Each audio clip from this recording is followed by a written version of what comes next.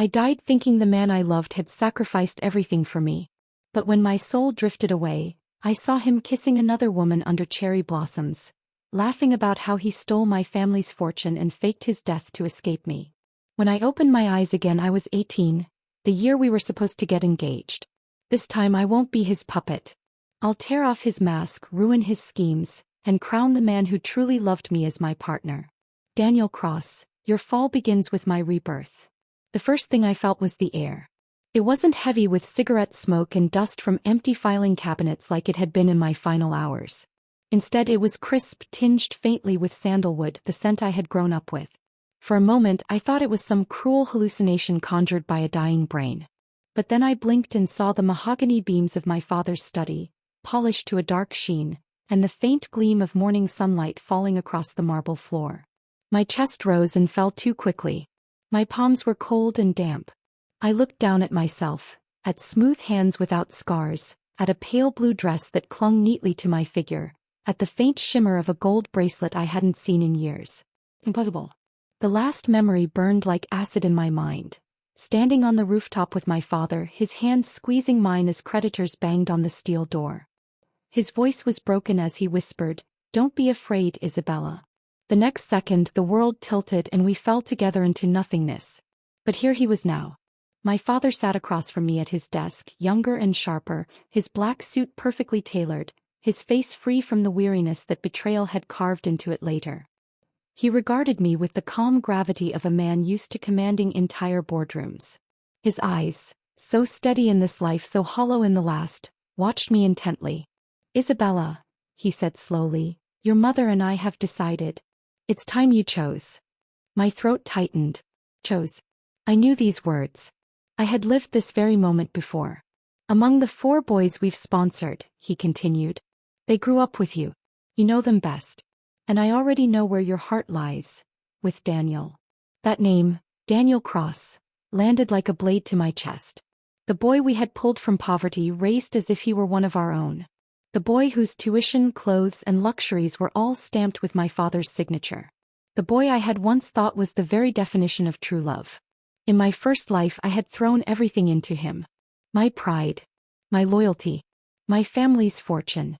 I believed he was the kind of man who would remember kindness, who would stand by me when storms came. What a fool I had been. Daniel hadn't just betrayed me. He had orchestrated my destruction.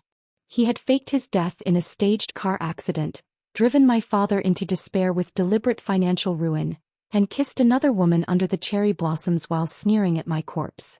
"If Isabella hadn't forced me to marry her," he had said, "maybe I'd have spared her and her father." I remembered that moment vividly, the icy numbness of realizing the man I'd worshipped never loved me, never even respected me. To him I had been nothing more than a gilded ladder. My father leaned back slightly in his chair, watching me as though waiting for me to blush and stammer, the way I had the first time this conversation happened.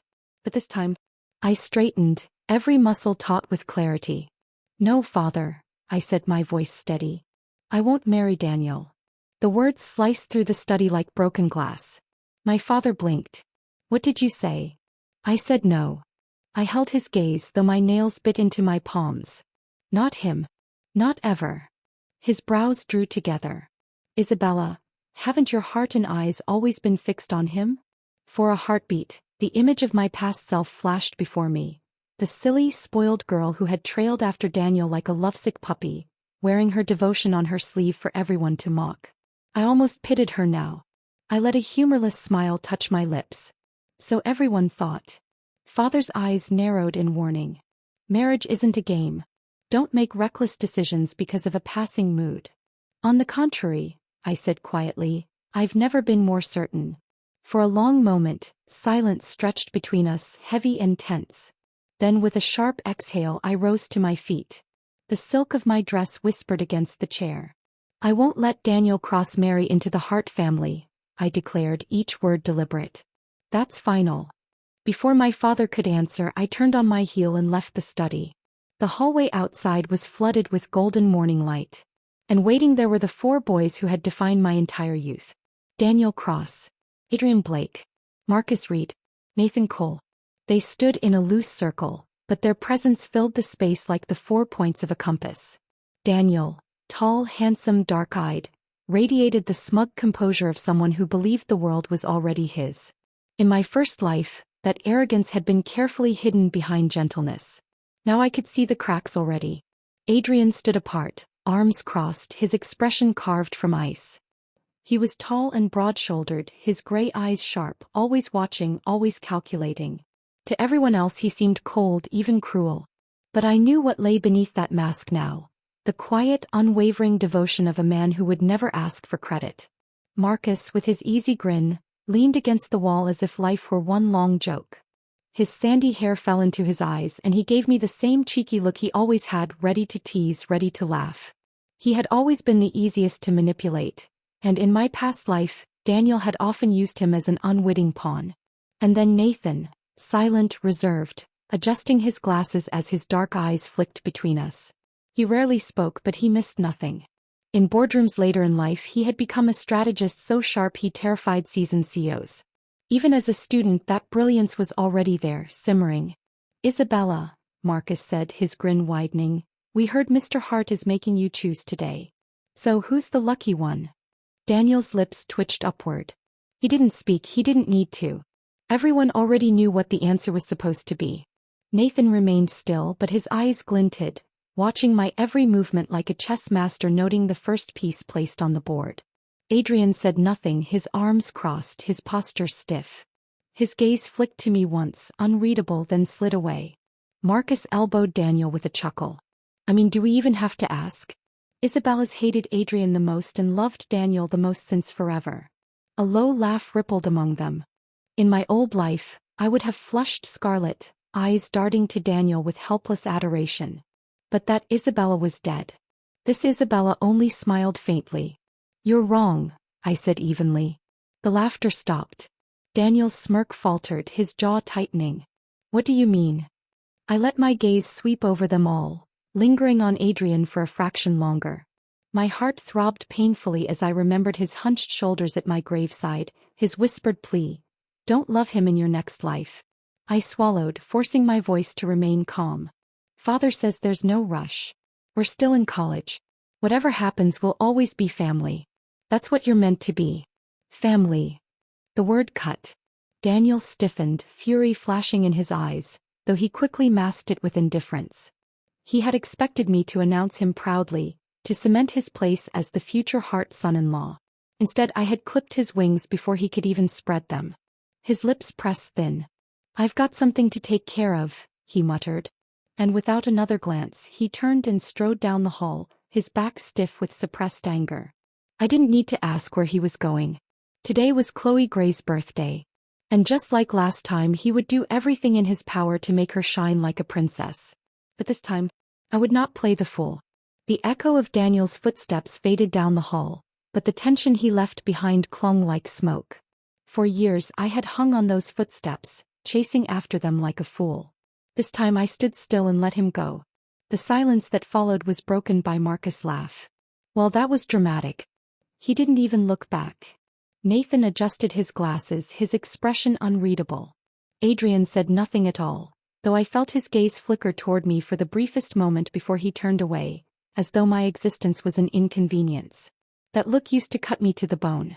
I used to think Adrian despised me for being spoiled, for being pampered, for flaunting affection toward Daniel so shamelessly. I never realized until it was too late that it wasn't disdain at all. It was something heavier, something he hid so carefully I had mistaken it for coldness. But now I knew.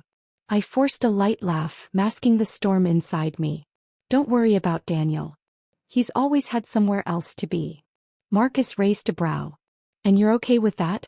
The old Isabella would have followed him halfway across the city. Maybe the old Isabella was an idiot. My voice was sweet, but the words were sharp. Marcus froze, caught off guard, before giving another laugh to cover his surprise. Adrian, standing off to the side with his arms folded, finally spoke, his tone low and cutting. "At least you realize it now." The corners of my lips curved upward. "Did you just agree with me, Adrian?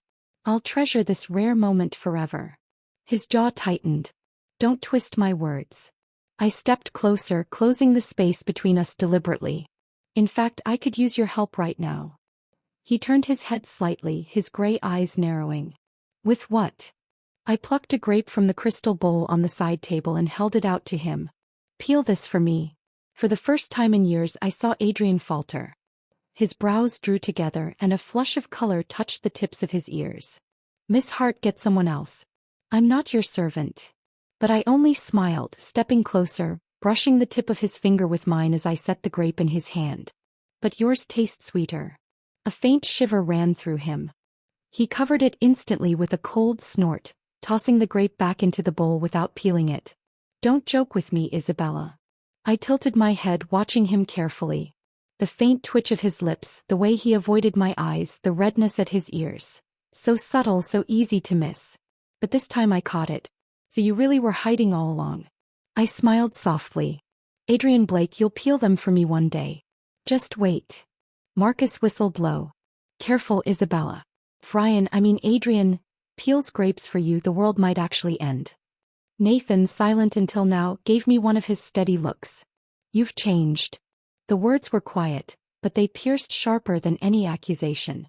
I smiled faintly, masking the sting. Change is good, isn't it? Nathan didn't answer. But his eyes lingered on me longer than they used to, as though he had noticed the shadows under my calm expression, the weight in my gaze. By evening, the house felt strangely empty without Daniel's presence. He had always filled the air with his charm, his smile, his easy lies. For so long I'd mistaken that performance for warmth. This time I sat in my room with the air conditioning humming softly and scrolled through my phone. My contacts list stopped on one name. Bank manager, Hart Holdings. My thumb hovered, then pressed. Miss Hart, the voice greeted warmly.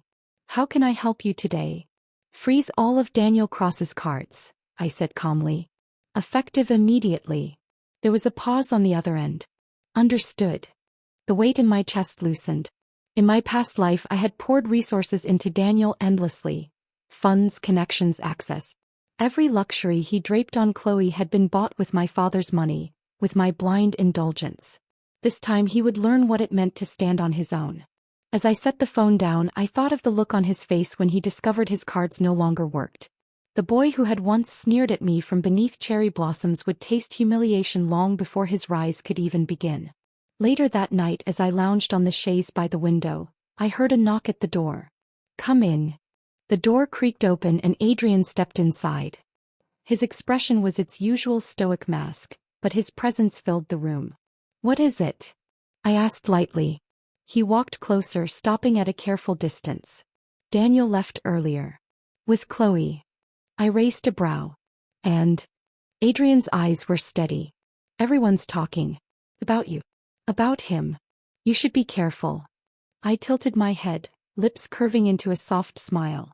Are you warning me, Adrian? He didn't flinch, didn't soften. Yes. For a moment, silence stretched between us. In my past life I would have snapped at him, angry that he always judged me, always seemed disappointed in me. But now I only felt a deep ache, because I knew why he kept his distance. You loved me, but you thought I'd never love anyone except Daniel. I leaned back against the chaise, my smile never wavering. Don't worry. I know exactly what I'm doing this time. For the first time his mask slipped, just a fraction. His eyes darkened, searching mine as though he wanted to believe me, but couldn't let himself hope. He turned sharply and left without another word. I watched the door close, my hand curling over my chest. My heart beat too fast, too heavy. Adrian Blake, in this life I'll prove it to you. You were the one I should have chosen all along. The next day arrived with a buzz that filled the university halls. Everywhere I walked, whispers followed me. Did you hear? Daniel's throwing Chloe Gray the biggest birthday party of the year. A yacht party. Can you imagine? Of course Isabella won't be there. Everyone knows she's been chasing him for years, but he only ever cared about Chloe. I almost feel bad for her. I walked past them, my heels clicking against the polished floor, my expression serene. In my past life those words would have shattered me. I would have run after Daniel, begged for his attention, fought Chloe for scraps of affection. And in the end I would have stood on that yacht humiliated, accused, slapped. This time I only smiled faintly. The whispers weren't daggers anymore. They were background noise. What none of them knew was that when Daniel arrived to his grand yacht tonight, the cards in his wallet would be useless plastic. That evening, as the sun dipped into the horizon and painted the city in shades of gold and crimson, I sat by my window and let the cool air wash over me. Somewhere across town, Chloe Gray was slipping into a designer gown, waiting for Daniel to crown her with stolen wealth. He thought he was building her into a princess. But what's a princess built on borrowed gold? I lifted a glass of wine, savoring the faint sweetness on my tongue. This was just the beginning. Daniel Cross had taken everything from me once. In this life I would take everything back. The cruise ship glittered with lights that spilled across the water like liquid fire. From a distance, it looked every inch the fairy tale kingdom Chloe Gray had always dreamed of. Guests streamed aboard, champagne glasses in hand, their laughter carrying over the waves. But the fairy tale had cracks. Daniel Cross stood at the bow, his jaw clenched, his phone pressed tightly to his ear. "What do you mean the cards declined? Run it again." On the other end, the manager's voice was polite but firm. "I'm sorry, Mr. Cross. The payment failed. We require settlement before the event can proceed." Daniel's face darkened. A dozen classmates lounged nearby, watching curiously.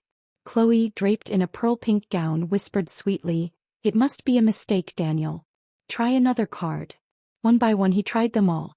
And one by one each was rejected. The whispers began. Didn't he say he was covering everything? Maybe he's not as rich as he claims. I thought he was Hart family's future son-in-law. Daniel's throat tightened. He barked at the manager, "I'll settle it later. Just keep the party going." But the man only shook his head. "Without payment, Mr. Cross, there is no party." Humiliation burned through him like acid. He stormed away, pulling out his phone. There was only one person who could have done this. Back at the Hart Villa, I lay sprawled across my chaise lounge, the cool hum of air conditioning swirling around me. A bowl of grapes rested on my lap. Adrian sat across from me, pretending to read, though I could feel the sharp weight of his gaze flicking toward me now and then. My phone buzzed. Daniel Cross calling. Adrian saw it too. His gray eyes darkened, his jaw flexing. I smiled faintly and answered on speaker. "Hello." His voice burst through, harsh and furious. "Isabella Hart, why the hell is my card frozen?" I plucked a grape leisurely, rolling it between my fingers before replying. "I asked the bank to do it." The silence that followed was delicious. Then came his growl. "All because I went to Chloe's birthday instead of your amusement park? You're unbelievable. You're a rich princess. You could go with anyone. Why does it have to be me?" I tilted my head toward Adrian, watching his brows knit in confusion, and let my smile widen. "Because the Hart family has supported you long enough. It's about time you earn your own living." Daniel sucked in a sharp breath on the other end. "You're insane." I ended the call. Adrian stared at me, his expression unreadable. "You really froze his accounts?" "Yes," I said simply. Something flickered in his eyes. Relief? Approval? He masked it quickly, muttering, "You'll make an enemy of him." I leaned forward, plucking another grape, and held it out to him. "Then you'd better peel these for me, Adrian. I'll need the strength to handle it." His ears flushed scarlet. "You're impossible." But his hand trembled slightly as he took the grape. Hours later, as the city lit up, I dragged Adrian out with me to Disney World. "Why are we here?" he muttered, his hands shoved in his pockets. "Because Daniel wouldn't bring me," I said lightly. "So you will." The fireworks erupted above us, brilliant streaks of color across the night sky. For once, the world felt alive and untarnished. I snapped a photo of Adrian scowling at me while wearing a pair of bunny ears I'd shoved onto his head. He looked murderous. I laughed, posting it instantly to my social feed. Caption: "When the ice flower wears bunny ears, cherry blossom rabbit face." The comments exploded within minutes. "Oh my god, Adrian Blake in bunny ears? He's actually cute when he's not glaring. They look perfect together." I scrolled, grinning. Adrian's phone buzzed, his friends tagging him relentlessly. He shot me a withering look. "Take it down." "No. Isabella." I switched my phone to Do Not Disturb. "Too late. The internet has decided you're adorable." His ears reddened again, though his voice stayed cold. "You're insufferable." But when I looked closely, I caught it, that flicker of warmth in his gaze, quickly hidden. Meanwhile, on the cruise, Daniel seethed. Chloe clung to his arm, her smile brittle as guests whispered behind her back. The staff treated him with icy politeness, offering no help at all. Finally, the manager returned, bowing slightly. "Mr. Cross, per Miss Hart's instructions, no special courtesy is to be given." Daniel's face drained of color. Across the deck, classmates murmured. So he was just pretending to be rich? Chloe looks desperate, acting like she's high class when everyone knows she's not. Guess Hart family money doesn't belong to him after all. The humiliation was complete. By the time I returned home that night, my phone buzzed with a message from the cruise company manager. "Miss Hart, per your orders, we collected payment immediately. Mr. Cross had nothing. The guests are gossiping already. We'll send over the footage shortly." I smiled, setting the phone aside. Good. Adrian was watching me from across the room, his expression caught between disapproval and reluctant admiration. I tugged lightly on his tie as I walked past him, leaning close enough for him to hear my whisper. "This is just the beginning." His breath hitched, and though he masked it quickly, I caught the truth in his eyes. He was afraid for me. And yet he couldn't look away. The morning sun spilled through the tall windows of Hart Villa, gilding the marble floors with light. I sipped my tea slowly, savoring the calm. For the first time in 2 lifetimes, I felt a strange peace settle in my chest. That peace shattered when the heavy oak doors slammed open. Daniel Cross stormed in, his eyes bloodshot, his jaw swollen faintly from a bruise I hadn't noticed before. Behind him trailed the butler, looking horrified. "Miss Hart," he forced his way in. "It's fine," I said coolly, setting my cup down. Daniel stopped in front of me, fists clenched. His voice cracked with fury. "Are you done with this tantrum yet?" I tilted my head, studying him. "If you're sick, Daniel, go to a doctor. Don't bring it here." His body went rigid. The silence stretched, heavy with disbelief. In my past life, I would have leapt up, begging for forgiveness, apologizing until my voice broke. I would have cried and clung to him, terrified of losing him. But that girl was long dead. I crossed one leg over the other, my voice icy. "What are you doing here?" Daniel's eyes blazed. "You froze my cards. You embarrassed me in front of everyone. Do you know how humiliating that was? Just because my father took me in." I cut him off with a sharp laugh. "Don't flatter yourself. Raising you wasn't even worth the effort. At least a dog is loyal. You're not even close." The words sliced through him. His entire frame trembled, rage turning his features ugly. "Isabella." "Butler," I said evenly without looking at Daniel. "Get him out of here. From now on, he's not allowed in this house again." "Yes, Miss Hart." The staff moved forward immediately. Daniel struggled, shouting, "You'll regret this. Don't think you can just." His voice was muffled as they dragged him toward the door. I watched, expression calm, until his figure disappeared. Only then did I exhale. That was just the beginning. For a week, I stopped taking Daniel's car to school. I stopped calling, stopped answering his messages. I didn't bring him breakfast. I didn't ask him to walk with me. And slowly, panic began to gnaw at him. By Thursday, he was waiting outside my classroom. "Isabella," he said loudly enough for everyone to hear, "why are you ignoring me?" I brushed past him as though he were invisible. His voice sharpened. "She's mad at me, that's all. But if she doesn't apologize and reflect, I won't forgive her." The crowd of classmates murmured. "Isabella's so pretty and crazy about him. Honestly, he could do worse." "Yeah, but compared to Chloe, she's not even close." Daniel smirked faintly. "Exactly. What's the use of devotion? To me, she's not worth even one strand of Chloe's hair." The words sliced sharp as knives. But I didn't flinch. I turned slowly, staring at him. His eyes were red, but then, astonishingly, he burst into tears, running down the hall like he was heartbroken. Laughter rippled through the crowd. Pathetic. He doesn't even like her and she still clings to him. That kind of girl is gross. I let their words slide over me like water. Halfway down the hall, I bumped into Marcus. "Isabella? What happened?" His easy smile faltered at the sight of my downcast face. I let tears well up, choking back a sob. I froze his card. I thought he'd come back to me, but he's even angrier now. I just wanted him to forgive me. Marcus frowned, his playful demeanor softening. "Isabella, you know Daniel will marry you in the end. Why let Chloe bother you? She's the one he loves most, but you're the one his future depends on." I sniffled, lowering my gaze. I know. That's why I want to make it up to her. I'll throw another birthday party, an even more luxurious one. Do you think Daniel would forgive me then? Marcus hesitated, then nodded slowly. Yeah. I think he would. I grabbed his hand desperately. Then help me.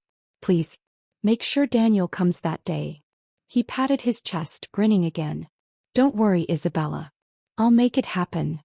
I thanked him with a shaky smile before turning away, the corners of my lips curling faintly once my back was to him. At home, I stood before my mirror in silence. My reflection stared back at me, the pampered heart princess, every inch the delicate girl I had once been. But my eyes were different now. To break him, he must first believe he is still flying. In my last life, I gave Daniel everything. He soared on wings I built, and then he cut me down. This time I would let him climb higher. And when he least expected it, I would strip those wings from him and watch him fall. At the upcoming party, I would do what I should have done years ago. I would announce to the world who I truly belonged to. And Daniel Cross, once the proud scholarship boy lifted by my family, would have no ties left to the hearts at all. The whispers spread quickly through school. Did you hear? Isabella's throwing Chloe another party. After freezing Daniel's cards? She must feel guilty. Wow, imagine being so obsessed with a guy you'd throw his girlfriend a party. I let them whisper. Every rumor was a stepping stone. When Chloe passed me in the hallway, her smile was dripping with condescension. Isabella, you're so generous. But you don't have to try so hard. Daniel already said he'll never leave me. I tilted my head, smiling sweetly. Then you'd better hold on tightly, Chloe. Sometimes things slip through your fingers before you know it. Her smile faltered. I walked away, my heels clicking against the floor. Behind me, I could feel her glare burning into my back. The night before the party, I sat on the balcony with Adrian. He leaned against the railing, arms crossed, the moonlight tracing the sharp lines of his face. You're up to something, he said finally. I smiled faintly. Of course I am. Isabella. His voice was low, heavy. This path you're walking, it won't be easy. I leaned back in my chair, swirling the wine in my glass. Neither was my last one. At least this time I'm not blind. His gaze lingered on me, searching as though he could see the shadows in my heart. But he said nothing more. And I thought for the first time I saw it, the faintest glimmer of fear in his eyes. Not for himself but for me. 3 days later, the Hart family yacht gleamed under the city lights, decorated with extravagance that put Chloe's pitiful party to shame. I descended the staircase in a shimmering gold mermaid gown, the diamonds at my ears glittering like starlight. Ryan, no, Adrian waited below. Our eyes met. Do I look beautiful? I asked softly. For a moment he stared unguarded before his mask slid back into place. You dressed like this just to get Daniel's attention. I laughed lightly. You still haven't answered. His jaw tightened. You look beautiful. I smiled, looping my arm through his. Then take me there. And as the car sped through the streets, I knew this was it. The night Daniel Cross would begin to fall. The Hart family yacht glittered under the moonlight, a palace afloat. The decks sparkled with chandeliers, silk-draped tables, and champagne pyramids that shimmered like crystal. Musicians tuned their violins in the corner while waiters moved gracefully through the growing crowd. It wasn't Chloe Gray's cheap imitation of grandeur this time. It was real wealth, real power, and it carried the Hart name. As Adrian escorted me aboard, his hand firm around mine, the crowd hushed. Whispers began instantly. Isn't this supposed to be Chloe's birthday? No, look at the decorations. This isn't her style at all. Wait, don't tell me Isabella Hart organized this? Their uncertainty was delicious. At the center of the deck, Chloe stood in a designer dress that glittered under the lights. She radiated triumph, basking in the attention of classmates who fawned over her. Daniel hovered at her side, his smile smug, his arm draped possessively around her. The moment they saw me, Chloe waved cheerfully, feigning innocence. Isabella, you're here. You didn't have to go to such trouble.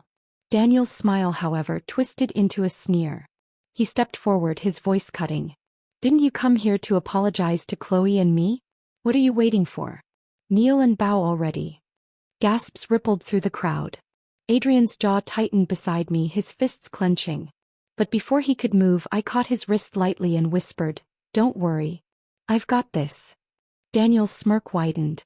"That's not enough. Bow 3 times. In front of everyone." The arrogance. The entitlement. The absolute belief that I was still his puppet. I stepped forward, my gown catching the light with every movement, and smiled. "Daniel Cross." He leaned in, eyes glittering. "Yes." I brushed past him, climbed the stage, and took the microphone. "Good evening, everyone," I said, my voice carrying clear and sharp. "Thank you for coming tonight. I have 2 important announcements to make." The murmurs surged. What does she mean she organized this? Wasn't this Daniel's event for Chloe? Wait, what's going on? I ignored them, smiling serenely. "First, allow me to introduce my fiancé." The crowd stilled. Daniel's face drained of color. "Isabella, don't you dare." I raised my hand, pointing past him. "Adrian Blake." Adrian froze, his gray eyes widening in shock. For the first time in years, his mask cracked. The deck erupted. "Fiancé. Did she just say fiancé? She's not with Daniel." "Adrian and Isabella. That makes way more sense." Power and power. Daniel stumbled forward, rage distorting his handsome features. "Isabella, are you trying to humiliate me? Even if you force me, I'll never love you." I turned, my smile sharp as glass. "Then it's fortunate that I don't want your love." Gasps. Silence. Then louder whispers. "She doesn't want him? Wait, she's the heir. Why would she want Daniel anyway?" Daniel's fists trembled. "You're bluffing." I ignored him and lifted the mic again. "The second announcement is this. Daniel Cross was taken in by my family, raised and supported for years. But today the Hart family officially terminates all financial support and all ties with him. From this moment on, his life has nothing to do with us." The words dropped like stones into still water, sending ripples of chaos through the crowd. Daniel's face turned ashen. "What? He's not wealthy at all? So he was just living off the Harts?" I handed the mic back to the stunned host, stepped down gracefully, and walked past Daniel. He grabbed my wrist desperately, his eyes wild. "Don't regret this, Isabella. Even if you come crawling back in tears, I'll never take you again." I laughed softly, shaking him off. "As if I'd want you." And with that, I slid my hand into Adrian's and walked off the deck. The crowd parted like the sea. Whispers chased us, but none dared to stop us. The car ride back to the villa was thick with silence. Adrian's hand was still in mine, warm, steady, but he hadn't spoken since. When we finally pulled into the driveway, he parked and turned to me, his gray eyes unreadable. "Congratulations," he said flatly. "You really broke him tonight." His voice carried a bitterness that surprised me. I blinked at him. "You think I did this to hurt Daniel? Didn't you?"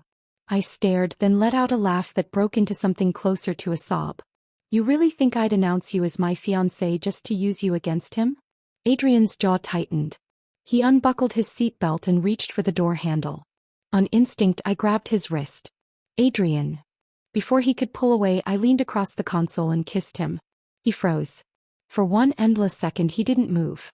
Then his hand closed around my wrist, firm and unyielding, and he kissed me back. Deep, fierce, consuming. When we finally pulled apart, my chest heaved. My lips trembled as I whispered, "It was never Daniel who saved me from the fire all those years ago. It was you. Wasn't it?" His gaze darkened, silent confirmation. Tears burned behind my eyes. All this time, I loved the wrong man. Adrian's grip on my wrist tightened. His voice was low, rough, trembling with restraint. "Isabella Hart, you're the one who seduced me. Don't forget that." And then he pulled me into another kiss, harder than the first, until the only thing I could hear was the pounding of my own heart. By the next morning, the story had spread across every corner of our social circle. The Hart heiress announced Adrian Blake as her fiancé on the yacht. Daniel was cut off completely. He's nothing without them. I always knew Isabella was smarter than she acted. I didn't need to say a word. The world spoke for me. Daniel Cross's carefully constructed illusion was crumbling.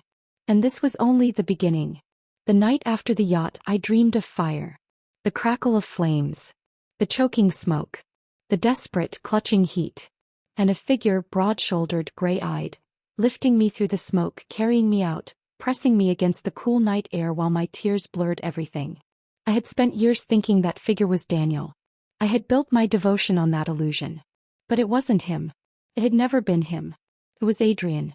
When I woke, the morning light was already pouring through the windows. The villa was quiet except for the faint sound of the butler and maids going about their work.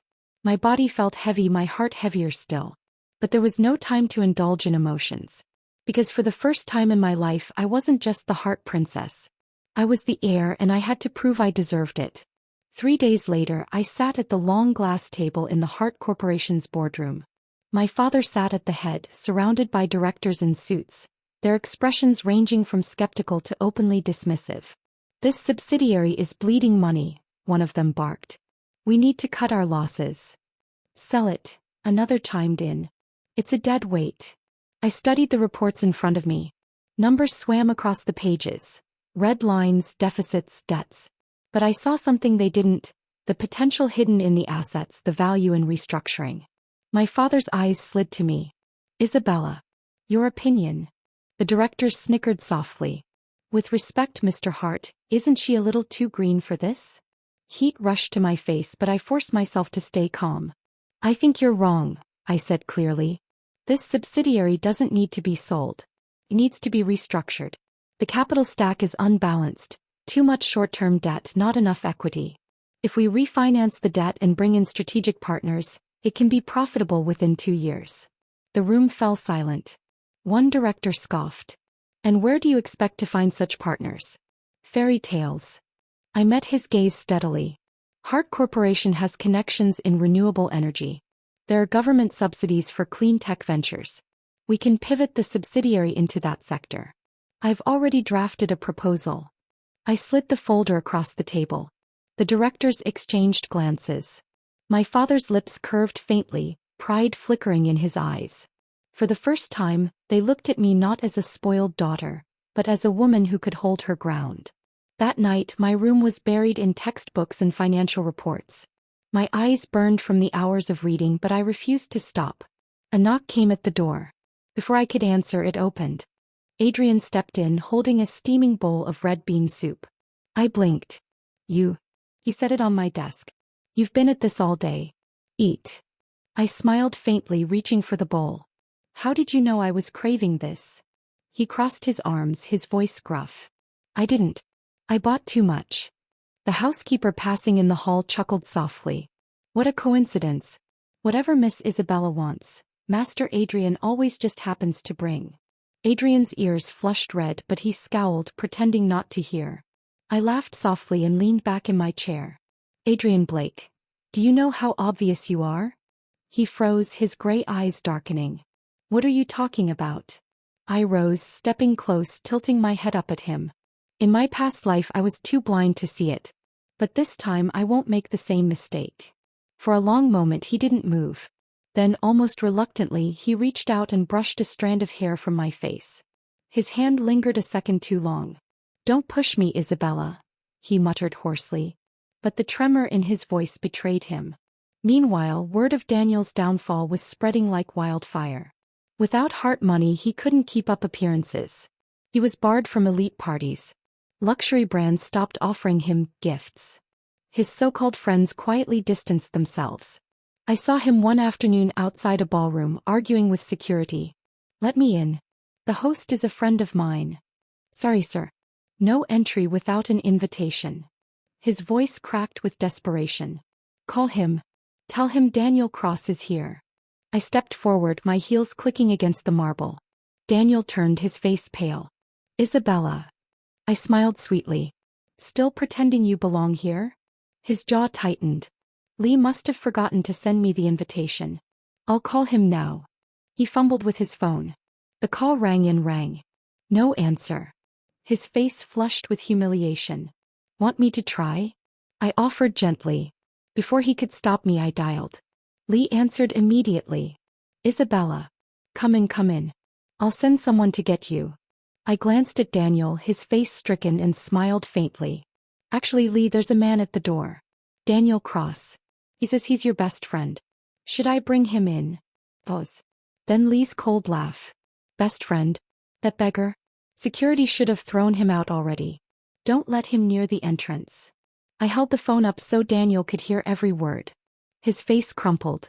Goodbye, Daniel, I whispered, turning away as the guard pushed him back into the rain.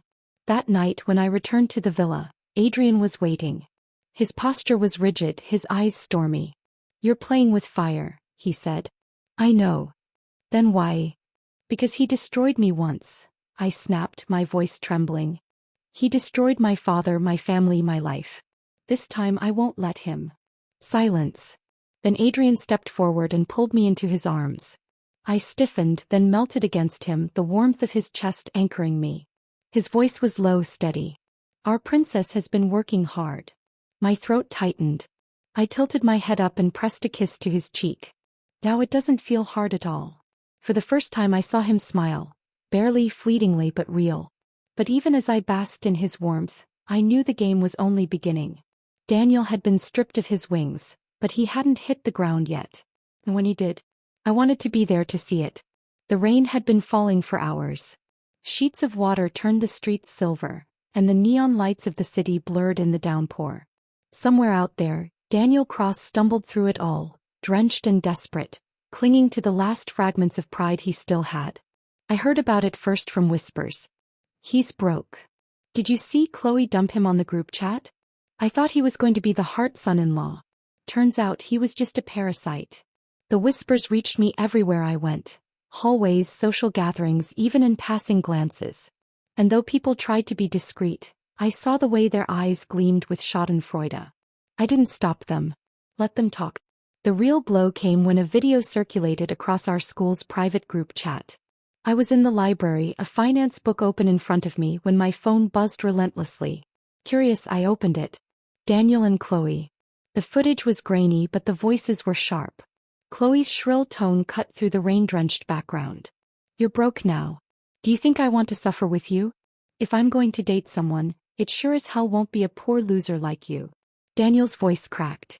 Chloe, all this time was it just about money? Her laugh was cruel, mocking.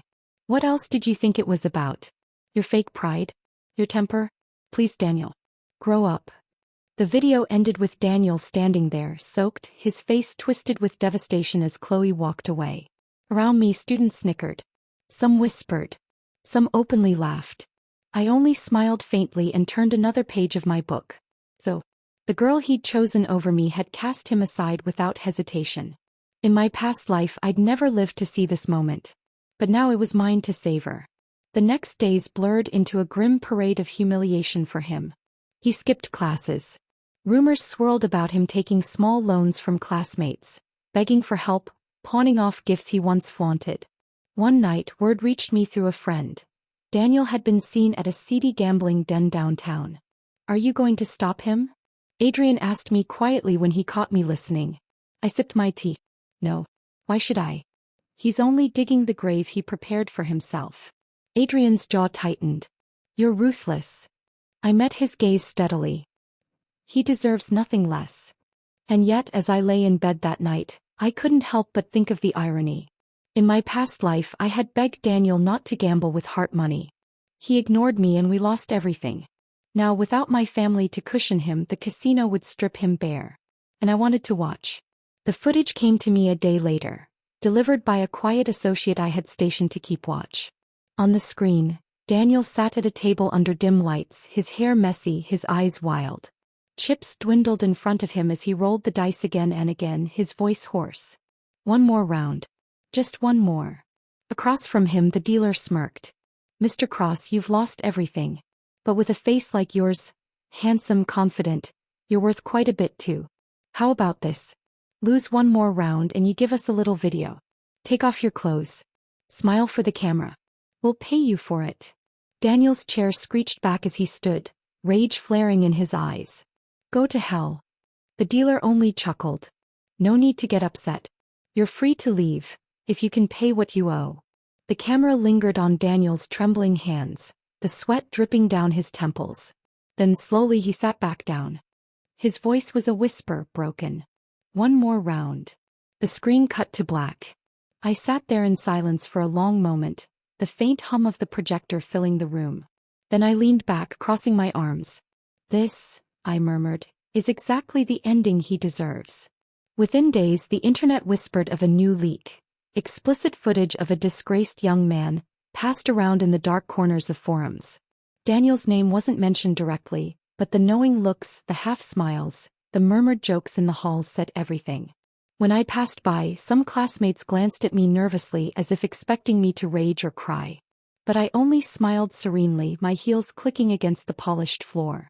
Let them wonder. 3 months later, as summer's heat gave way to autumn's chill, I drove out of the villa on my way to the bridal boutique. That was when a figure stumbled into the road. I slammed the brakes, my car screeching to a halt. When the rain cleared on the windshield, I saw him. Daniel Cross. His clothes hung in tatters. His body was covered in wounds, some fresh, some festering. His once handsome face was gaunt, his eyes hollow, his lips cracked.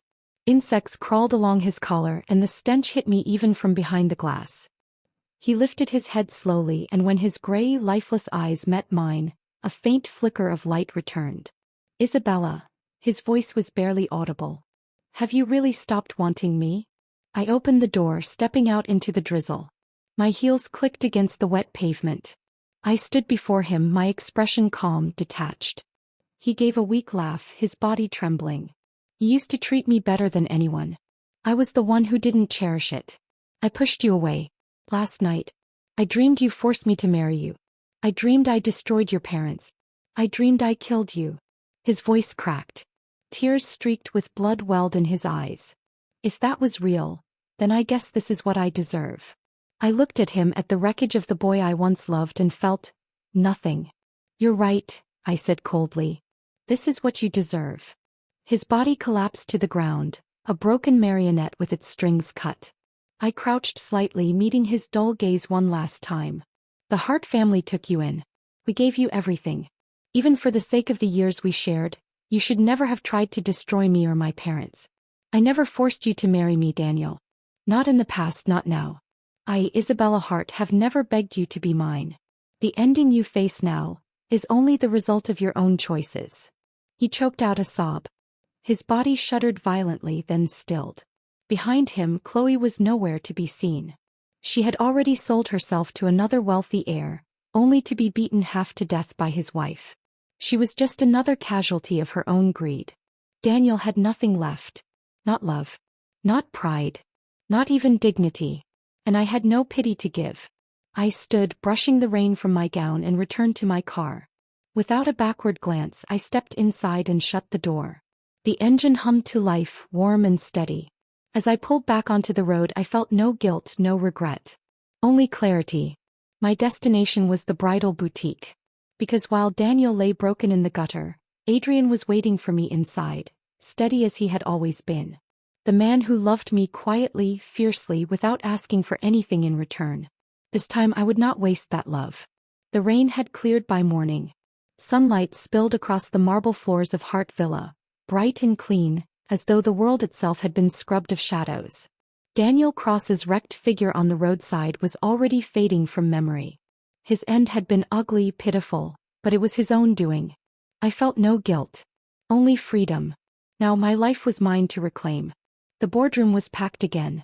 Directors shuffled papers, eyes sharp and wary as I entered. My father sat at the head of the long table, his expression calm, though I sensed the weight behind his gaze. Isabella, he said, motioning for me to take the seat beside him. I sat gracefully, my back straight, and opened the thick folder in front of me. The meeting was brutal. Figures were thrown across the table like knives. One director snarled about rising debts. Another pushed for downsizing. A third argued that no woman, certainly not a pampered princess, could make the hard calls required. I let them talk. Let them doubt. Then when the noise reached its peak, I spoke. You're wrong. The room stilled. I laid out my plan in crisp, steady words. Restructuring subsidiaries, consolidating assets, pivoting toward renewable energy ventures with government subsidies, courting international investors who already respected the Hart legacy. Charts and projections gleamed on the screen behind me, every number sharp as a blade. This is not the death of Hart Corporation, I finished, my voice ringing clear. It is our rebirth. Silence. Then slowly my father rose to his feet. His gaze swept the table, his voice thunderous. From this day forward, Isabella Hart will act as heir to the Hart Corporation. All final decisions will go through her. The directors exchanged stunned glances. Some looked angry, others uneasy. But none could argue with the plan I had just presented. The mantle of responsibility settled on my shoulders. Heavy but steady. And for the first time I welcomed it. That afternoon I drove to the boutique where Adrian was waiting. The bell above the door chimed softly as I entered, the scent of roses and fabric softener enveloping me. He was there by the window, hands in his pockets, watching the sunlight spill across the polished floor. For a moment I simply stood and looked at him. The man who had rescued me from fire. The man who had sat at my graveside in my past life, whispering words I had been too dead to hear. The man who had loved me silently, endlessly, without demand or complaint. This time I would not be blind. Adrian, I called softly. He turned. His gray eyes met mine, steady as always, but there was something different now. A question, a fear, a flicker of hope he couldn't hide. I crossed the room and stopped before him. Daniel is gone, I said simply. His jaw tightened. I know. I'm free. He didn't answer, but his eyes softened, the storm in them easing. I reached for his hand. And now I want to choose. Not out of desperation. Not out of foolishness. But because I finally see the truth. His fingers curled slowly around mine. And what truth is that? That it was always you. For a moment, silence stretched between us. Then he pulled me into his arms, holding me so tightly I could barely breathe. You'll regret this, he muttered hoarsely against my hair. I laughed softly, tears stinging my eyes. Not in this life. Not ever again. The engagement was announced a month later at a glittering gala. The city's elite filled the ballroom, their jewels flashing beneath crystal chandeliers. I stood at the center in a gown of white silk, Adrian at my side in a sharp black suit. My father raised his glass, his voice carrying across the hall. Tonight, I officially announce my daughter Isabella Hart as heir of Hart Corporation. And by her side her fiancé, Adrian Blake. The applause thundered. Whispers rippled through the crowd. So it's true, she chose Adrian. They're perfect together. What a power couple. I smiled serenely, my hand entwined with Adrian's. For the first time the gazes of the world didn't feel like chains. They felt like acknowledgement. There was no sign of Daniel at the gala. Somewhere in the shadows he was probably still alive, clinging to scraps, rotting slowly from the inside out. But he was nothing now. The world had forgotten him. And so had I. Later that night, after the guest had gone, Adrian and I stood on the balcony of the villa. The city glittered below, fireworks still bursting faintly in the distance. Do you ever think, I asked softly, that fate is cruel? He turned to me. Yes. But maybe, it gave us the second chance. I leaned into him, resting my head against his chest. His heartbeat was steady, strong.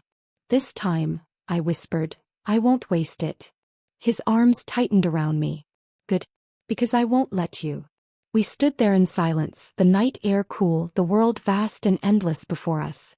As days turned into weeks, I threw myself into work, into building the future my family deserved. Every boardroom battle, every sleepless night of study, every cautious step into the world of power, I faced it all with a clarity I had never known. And always Adrian was there. Not in front, not behind, but beside me. He peeled grapes grudgingly. He brought me soup when I forgot to eat. He kissed me when my doubts returned, silencing them with a tenderness that made my heart ache. I was no longer the foolish girl who begged for scraps of affection. I was Isabella Hart, heir, survivor, reborn. And with Adrian by my side I would never fall again. The world outside would keep whispering, keep watching. Rivals would rise, storms would come. But this time I was ready. Because this was my new beginning. The end.